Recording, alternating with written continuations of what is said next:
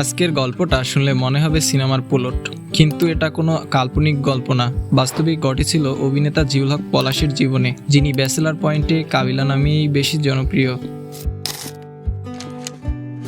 ভাবুন তো, শুধুমাত্র প্রিয় অভিনেতার সাথে কথা বলার জন্য কেউ 5 মাস ধরে হ্যাকিং কোর্স শিখছে। হ্যাঁ, ঠিকই শুনেছেন। সেই ভক্ত পলাশের ফেসবুক অ্যাকাউন্ট হ্যাক করতে সক্ষম হয়েছিল। কিন্তু মজার ব্যাপার হলো, এখানেই শেষ নয়। সেই হ্যাকড অ্যাকাউন্ট থেকে ডিরেক্টর কাজল আরফিন অমিকেও মেসেজ পাঠিয়েছিল, যেন পলাশের সাথে একবার হলেও কথা বলা যায়। তাহলে প্রশ্ন হলো, কেন এতটা পাগলামি? আসলে সেই ভক্তের মাই ছিল ব্যাচেলার পয়েন্টের বিশাল ভক্ত। তার সবসময় ইচ্ছে ছিল একবার হলেও কাবিলার সাথে দেখা করা। সেই ইচ্ছে পূরণ করতেই ছেলে হ্যাকার হয়ে উঠেছিল,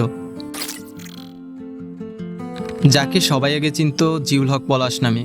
ব্যাচেলার পয়েন্টের পর থেকেই তার নতুন পরিচয় কাবিলা জন্মগ্রহণ করেন ৩রা ফেব্রুয়ারি ১৯৯৩ সালে নোয়াখালী সোনাইমুড়ি উপজেলার কালিকাপুর গ্রামে। কাবিলার জীবনে পড়াশোনা সহজ ছিল না। ২০০৯ সালে মাধ্যমিক পরীক্ষায় ফেল করেছিলেন, কিন্তু হাল ছাড়েনি। পরের বছর আবার পরীক্ষা দিয়ে পাশ করেন। এরপর ২০১৩ সালে উচ্চ মাধ্যমিক শেষ করেন। তারপর ফিনান্স ও ব্যাংকিংয়ে অনার্স কমপ্লিট করেন। পলাশের আসল স্বপ্ন ছিল একজন ডিরেক্টর হওয়ার, কিন্তু ভাগ্যের খেলায় তিনি অভিনয়ে চলে আসেন। আর ব্যাচেলার পয়েন্টের মাধ্যমে তিনি হয়ে উঠলেন কোটি দর্শকের প্রিয়। বিশেষ করে তার চাপাবাজি স্টাইল, যেটা দর্শকের হৃদয় ঝড় তুলেছিল মুহূর্তেই।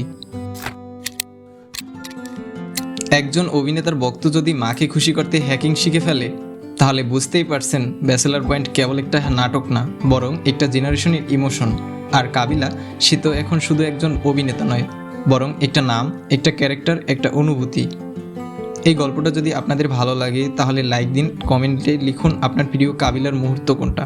আর অবশ্যই সাবস্ক্রাইব করে রাখুন আমাদের চ্যানেল।